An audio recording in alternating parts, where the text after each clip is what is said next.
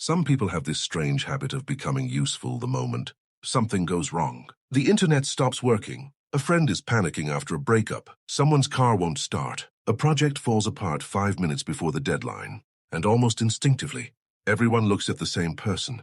Not because they are the smartest person in the room, not always because they are the strongest either, but because they know how to fix things. And if you have ever been that person, then you probably understand something most people don't. Being the one who fixes everything can quietly become a personality, a survival strategy, sometimes even a burden disguised as competence. Because after a while, people stop asking whether you are okay. They only ask whether you can help.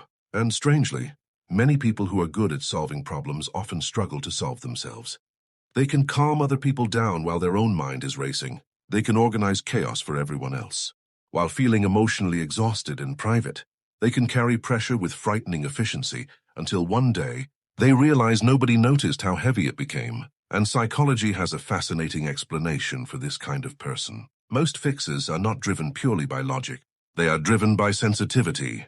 That sounds backwards at first because we imagine problem solvers as cold, detached people who walk into crises without emotion. But real life is usually different. A lot of people who fix everything became observant because they had to. Some grew up in unpredictable homes, where they learned to read emotional tension before words were spoken. Others became responsible too early. Some learned that being useful earned them safety, attention, or love.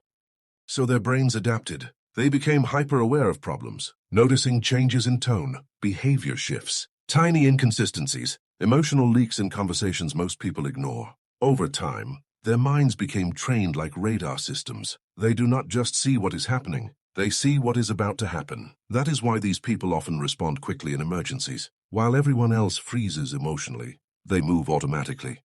But here's the part nobody talks about. The same mind that notices solutions everywhere also notices danger everywhere, and that becomes exhausting. A person who knows how to fix everything rarely fully relaxes. Even during peaceful moments, part of their brain is still scanning, checking, preparing, predicting outcomes before they happen.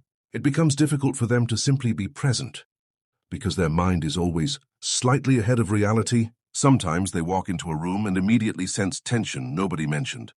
Sometimes they replay conversations for hours, searching for what went wrong. Sometimes they become mentally tired from carrying responsibilities people do not even realize exist, and eventually, many of them become uncomfortable receiving help, not because they think they are above other people, but because somewhere along the way, they became more familiar with responsibility than vulnerability. When someone always plays the role of the stable one, the calm one, the reliable one, they slowly stop showing the parts of themselves that are uncertain. Not intentionally, it just feels unfamiliar. They know how to repair situations. They know how to give advice. They know how to carry emotional weight. But asking for comfort, admitting his confusion, depending on someone else emotionally, that feels much harder. Because the fixer identity becomes deeply attached to self-worth. If they are useful, they matter. If they solve problems, they belong. If they stay strong, they are needed. And the dangerous part is that people often reward this behavior endlessly. Friends rely on them. Co-workers depend on them. Family members unload everything onto them because you always know what to do. At first, it feels meaningful.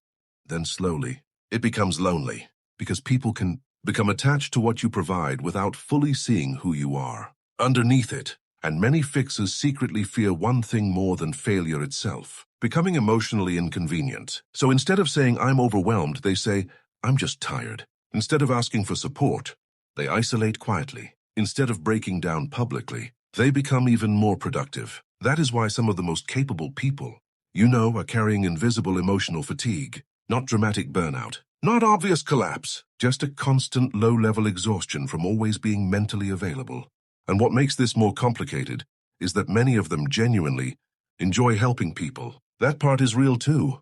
There is something deeply meaningful about protecting people and making situations better. But healthy helping and compulsive fixing are not always the same thing. One comes from care. The other sometimes comes from fear. Fear of disappointing people. Fear of losing value. Fear of feeling unnecessary. And once you notice that difference, you start understanding certain behaviors differently.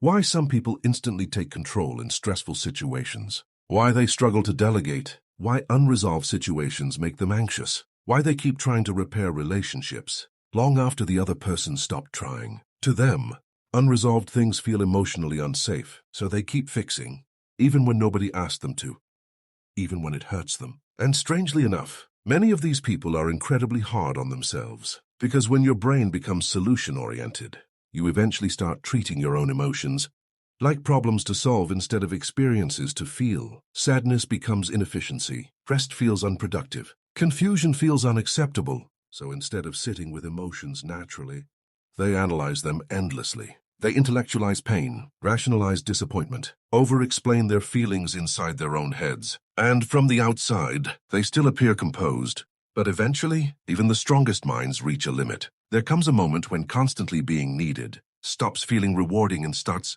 feeling heavy. And this is usually where a deeper realization begins. The healthiest people are not the ones who can fix everything alone. They are the ones who know when to stop carrying everything, because emotionally healthy people understand something important. Being valuable is not the same as being useful. You do not have to earn rest. You do not have to solve every problem in the room. You do not have to become emotionally indestructible just because others depend on you. And maybe the hardest lesson for fixers is this: sometimes people do not need solutions. Sometimes they just need presence. Some pain needs understanding, not correction. Some conversations need honesty, not advice. Sometimes another human being simply needs someone sitting beside them saying, "Yeah, that's hard." No strategy, no perfect answer, just connection. And maybe that is why so many natural fixers eventually become deeply reflective people. Because after years of solving external problems, they finally begin confronting the internal question they avoided the longest. Who are they when they are not helping anyone? That question changes people, because beneath the competence, beneath the calmness, beneath the reliability, there is often a person wondering whether they are allowed to exist without constantly proving their worth. And maybe nobody ever explained why you feel guilty resting, why your mind struggles to switch off, why people come to you during chaos. But rarely notice when you are emotionally tired too. It is not weakness. It is what happens when awareness, responsibility, and emotional survival become deeply connected within one personality. But awareness can become healing too. The moment you notice these patterns, you stop confusing exhaustion with identity. You realize you are allowed to set things down sometimes, allowed to disappoint people occasionally, allowed to exist without fixing every broken thing around you. Because even the people who know how to fix everything deserve moments where they do not have to hold the world together. And maybe tonight, for once, you do not need to solve anything. Maybe resting is enough.